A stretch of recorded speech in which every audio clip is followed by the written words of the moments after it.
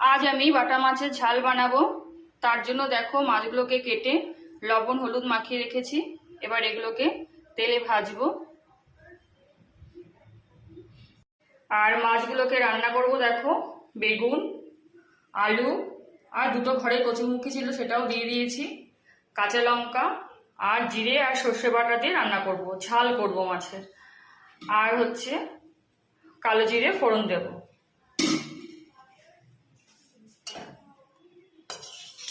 দেখো কড়াইতে তেলটাও গরম হয়ে গেছে। এবার মাছগুলোকে ভেজে নেব।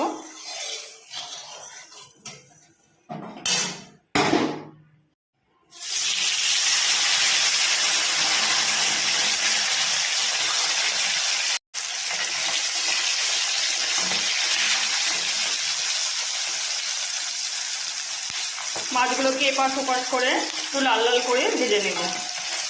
আমরা একটু মাছ একটু কড়া ভাজাই খাই।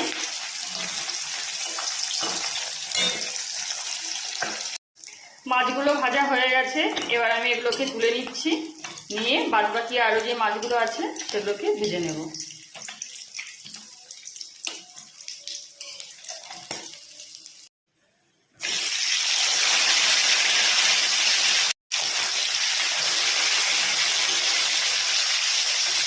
কালো জিরে ফোড়ন দিলাম,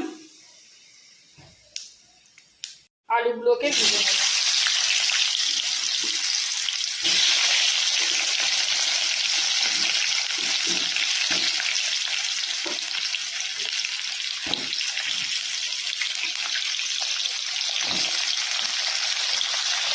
লবণ হলুদ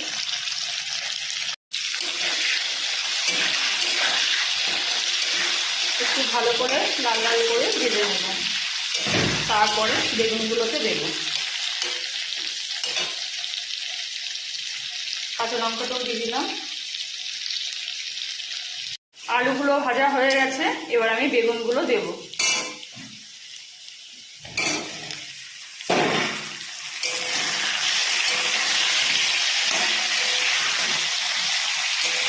বেগুনগুলো একটু হালকা ভেজে নিয়ে জিরে আর সর্ষে বাটাটা দিয়ে একটু কষে নেব।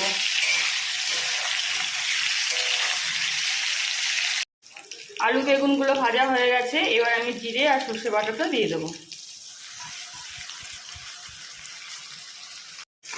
একটু ভালো করে কষে নেব।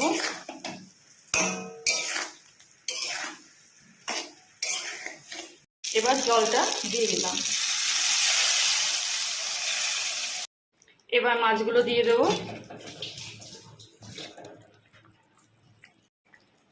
কিছুক্ষণ ফুটিয়ে নামিয়ে দেবো। রেডি হয়ে যাবে মাছের ঝাল।